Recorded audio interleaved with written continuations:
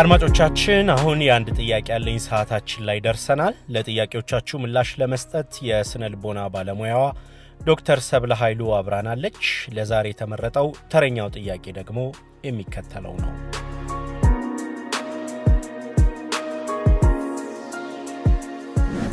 እንዳልክና ማህደር 30ኛ ዓመት ዕድሜ ላይ ይገኛለሁ። ባለትዳርና የአንድ ልጅ አባት ነኝ። በኑሮዬ የራሴን የግል ሥራ ለመስራት እየሞከርኩ ነው። አንድ ያለብኝ ችግር ግን ከፍተኛ የሚባል የትኩረት ማጣት ነው። በአንድ ነገር ላይ ማተኮር አልችልም። አንዱን ጀምሬ የሆነ ነገር ሲመጣ ሐሳቤ ወደዚያ ይበታተናል። ይሄ ሥራ ጥሩ ነው ሲሉኝ ወደዚያ፣ እንደገና ደግሞ ሌላ ሲሉኝ አብሬ ዥው ነው። ሰዎች የነገሩኝን ሁሉ ስሞክር እንዲሁ እንደዋተትኳለሁ። የምፈልገው ምን እንደሆነ መለየት አልቻልኩም። ጥሩ የሚያዋጣ ሥራ ለማግኘት መሞከሬ ክፋት የለው ይሆናል፣ ግን ሁሉንም ለመያዝ ስሞክር አንዱንም መጨበጥ አልቻልኩም። ይህ ችግሬ ሁሉ ነገር ላይ አለ። ቤቴም ከባለቤቴ ጋር ከምንጋጭባቸው ጉዳዮች አንዱ የሆነ ነገር ጀምሬ በመሃል ስልኬ ላይ ከአንዱ ወደ ሌላው የመቅበዝበዜ ጉዳይ ነው። ማታ ተኝተን እንኳን እኔ ስልኬ ላይ ነኝ። አንድ ጊዜ ቲክቶኩን፣ ደግሞ ፌስቡኩን፣ ካልሆነ ዩቲዩብ ላይ ነኝ። በአጠቃላይ የትኩረት ማጣቴ ነገር ችግር ሆኖብኛልና ምን መላ ይኖረው ይሆን? ትኩረት ያጣው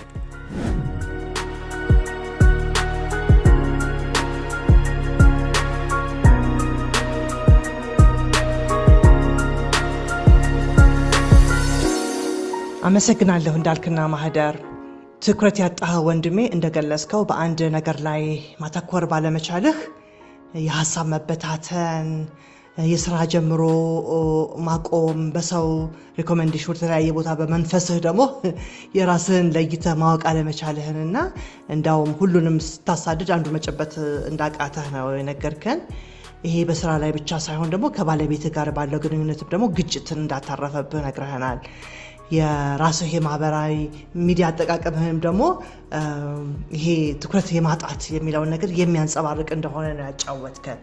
በመጀመሪያ በራስህ ላይ ያለውን ችግር አጢነህ መፍትሄ የሚያስፈልገው ጉዳይ ነው ማለት መቻልን ላደንቅህ እወዳለሁኝ። በመቀጠልም እንደው አንተ ወደ አነሳኸው ችግር በቀጥታ ገብቼ ብናገር ደስ ይለኛል። በነገራችን ላይ አንተ ያነሳኸው ይሄ ትኩረት የማጣት ችግር በእንግሊዝኛው አቴንሽን ዲፊሲት ዲስኦርደር ይባላል እና ትኩረት የማጣት ችግር ነውና ይሄ የኒውሮ ዲቨሎፕመንታል ዲስኦርደር ተብሎ በእንግሊዝኛ የሚገለጸው ከእድገት ጋር ከነርቭ ጋር በተያያዘ የሚያጋጥም ችግሮች ናቸው እና ብዙ ጊዜ በልጅነት እድሜ ይሄ በውጭ ሀገር በተለይ በልጅነት የእድሜ ክልል ውስጥ በሐኪሞች ተለይቶ ይታወቃል እና በሀገራችን ግን በደንብ የዳበረ ነገር አይደለም።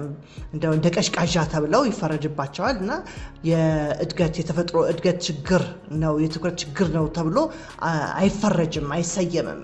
ስለዚህ እንደ ቀሽቃዣና አስቸጋሪ ልጆች ይወሰዳሉ እና በትክክል ትምህርታቸው ላይ ማተኮር የማይችሉ አንድ ነገር ላይ የማይችሉ ቀሽቃዦች ተብሎ ይወሰዳል እንጂ እንደ ችግር የእድገት ችግር ተብሎ አይወሰድም። ስለዚህ በሀገራችን ውስጥ ይህንን ችግር ለይቶ ለማውጣት አስቸጋሪ ነው ማለት ነው። የዚህ የትኩረት ማጣት ችግሮች የሚያሳዩት ምልክቶች ይሄ ችግር ያለባቸው ማለት ነው እንግዲህ በደመነፍስ መወሰን፣ ስራዎችን በቅደም ተከተል አለመስራት፣ ጊዜን በአግባቡ መጠቀም አለመቻል። እንግዲህ በተለይ ደግሞ በእድገት ላይ ያለው በጎልማሳ እድሜ ውስጥ ስንኖር በልጅነት ሲሆን ይሄንን ላይጠበቅብንም ይችላል። ነገር ግን በጎልማሳ እድሜም የሚቀጥል ነገር ስለሆነ በእነዚህ ነገሮች ይታያል ማለት ነው የትኩረት ማጣትና አንተ እንዳልከው ደግሞ በአንድ ስራ ላይ ትኩረት ሰጥቶ አድምቶ አለመስራት፣ በአንድ ጊዜ ብዙ ስራዎችን መጀመርና አንዱንም በወጉ አለመስራት፣ እረፍት አልባ መሆን፣ በትክክል እቅድ ማውጣት አለመቻልና ዲስኦርጋናይዝድ መሆን፣ በቃ ትዕግስት ማጣት፣ እንደዚህ ትኩረት ከማጣት በተጨማሪ ደግሞ ከልክ በላይ መንቀሽቀሽ ደግሞ ሲጨመርበት ቅድም ኤዲዲ ይሉታል ያኛውን፣ ይሄ ደግሞ ኤዲኤችዲ ይሉታል። መንቀሽቀሽን ደግሞ ከጨመረ ደግሞ ተጨማሪ ችግር አለው ማለት አንደኛው ትኩረት ማጣት ነው። ሁለተኛ ደግሞ መንቀሽቀሽም ደግሞ ሁለት አይነት ችግር ሊሆን ይችላል። አንዱ ለብቻው ሊከሰት ይችላል።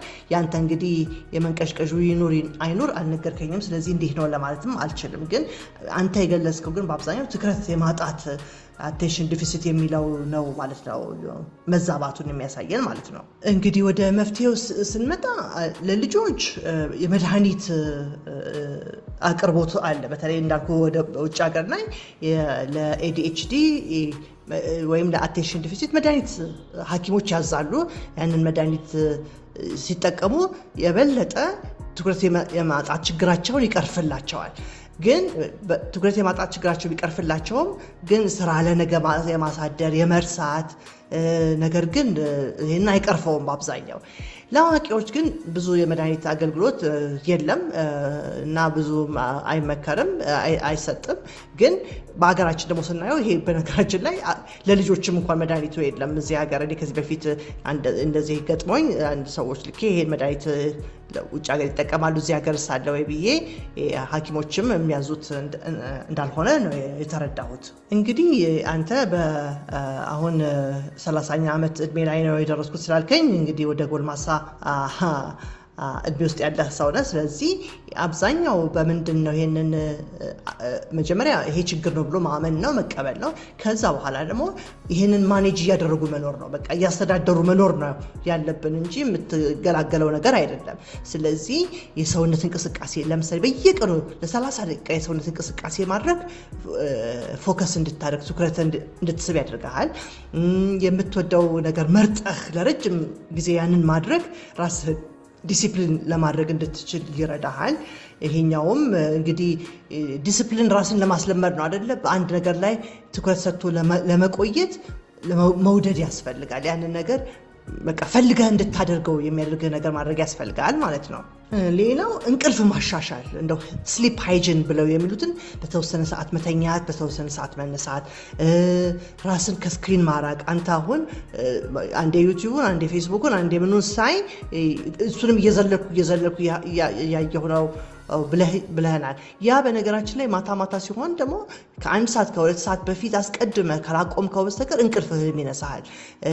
እንቅልፍህን ደግሞ ሌላ የሚነሱ ነገሮች ካፊንና ስኳር መውሰድ ነውና እነዚህንም ደግሞ ማድረግ በጣም መውሰድ እንዲህ ለመንቀሽቀሹ አንደኛው አስተዋጽኦ የሚያደርግ ነገር ስለሆነ ያንንም አለመውሰድ ይመከራል። ስለዚህ የስሊፕ ሃይጂን ብለን የምንለው የእንቅልፍህን የጤና አጠባበቅህን በጣም ትኩረት ሰጥተህ በተወሰነ ሰዓት መተኛት፣ በተወሰነ ሰዓት መነሳት፣ ሳይገላበጡ ቀጥ ብሎ መተኛት።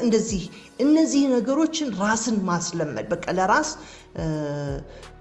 ስርዓትን ማስያዝ፣ ራስህን ስርዓት ለማስያዝ የምታደርጋቸው መንገዶች ይሄ ትኩረት የማጣቱን ይቀንስልሃል ማለት ነው። ሌላው ማድረግ የምትችለው ነገር ምንድነው? ሪላክሴሽን ቴክኒክ ብለን የምንላቸው አለ። አእምሯችንን ለማፍታታት ሰውነታችን ማፍታታት። ለምሳሌ በጥልቀት መተንፈስ፣ አየርን ቀስ ብለህ በአፍንጫ ማስገባት፣ ከዛ በኋላ ቀስ ብሎ መተንፈስ። ከተንፈስና አየር ካስወጣ በኋላ ደግሞ እንደዚህ ለማስገባትም እንደዚሁ መቆየት። ልክ 4 በ4 ወይ 5 በ5 እየቆየህ ቀስ ብሎ ማስገባትና ማስወጣት ሰውነት በቂ ኦክሲጅን እንዲያገኝ ይረዳዋል፣ እንዲፍታታና እንዲዝናናም ይረዳዋል። ስለዚህ እነዚህን ነገር ማድረግ ትኩረት ለማግኘት ከሚረዱ ነገሮች መካከል አንደኛው ነው፣ በጥልቀት መተንፈስ። ሌላው ሪላክሴሽን ቴክኒክ ብለን ከምንላቸው ውስጥ ደግሞ የጡንቻ ማፍታታት፣ ከእግር ጣት ጀምሮ ጣቶችን ጭምቅ አድርጎ መያዝ፣ ከዛ ልቅቅ ማድረግ 3-4 ሰከንድ ቆይቶ ማለት ነው። እንደገና መልሶ ጭምቅ ማድረግ፣ ከዛ በኋላ ደግሞ ማፍታታት፣ ወደ ባትህ መሄድ፣ እንደዚሁ ጭምቅ ማድረግ፣ ከዛ በኋላ ማፍታታት። እንግዲህ 3-4 ሰከንድ እየቆየ መጭመቅና ማፍታታት ከወደ ባትህ ወደ መቀመጫ፣ ወደ ሆድህ፣ ከዛ ወደ እጅህ፣ ወደ ክርንህ፣ ወደ ትከሻህ፣ ከዛ ወደ አንገትህ፣ ወደ ፊትህ ማጨማደድ የሚችሉትን ጡንቻዎች በሙሉ ቀስ በቀስ እያፍታታህ እየጨመደድክ እንዳውም በጥልቀት ከመተንፈስ ጋር ደግሞ በማቀናጀት አንድ ላይ በማድረግ ይህን ማድረግ ሰውነት እንዲፍታታ ያደርገዋል። በቂ የደም ዝውውር እንዲኖር ያደርጋል። በቂ ኦክሲጅን እንዲኖረው ያደርጋል። ሰውነት እንዲፍታታ ያደርጋል። ብዙ ጊዜ ስንጨናነቅ ብዙ ነገር ውስጥ እንገባለን። ራሳችን ማዝናናት ግን በትክክል ለማሰብ አንደኛው ከሚረዱ ነገሮች መካከል ስለሆነ መቆጣጠር የምንችለው ሰውነታችን እንደዚህ የተቆጣጠረን አእምሯችን ትኩረት እንዲሰጥ እንረዳዋለን ማለት ነው። ሌላው ከሪላክሴሽን ቴክኒኮች መካከል ዮጋ፣ ሜዲቴሽን፣ እነዚህ ነገሮች በጣም የአእምሮ ዲስፕሊኖች ስለሆኑ ለሰውነታችንም ለአእምሯችንም ይረዱናል ማለት ነው። ሌላው ደግሞ ቴራፒ ማድረግ።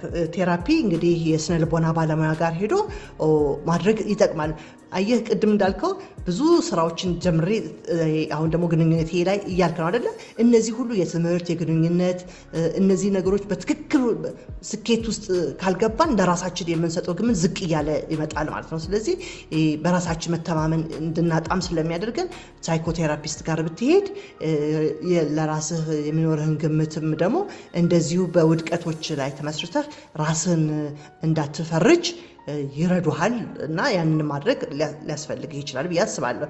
ስለዚህ በራስህም ጥረት ይሁን በባለሙያ ጥረት ህይወትህን በአስተሳሰብና የባህሪ ዲስፕሊን ማምጣት ትችላለህና ራስህን እንድትረዳ አበረታታሃለሁኝ።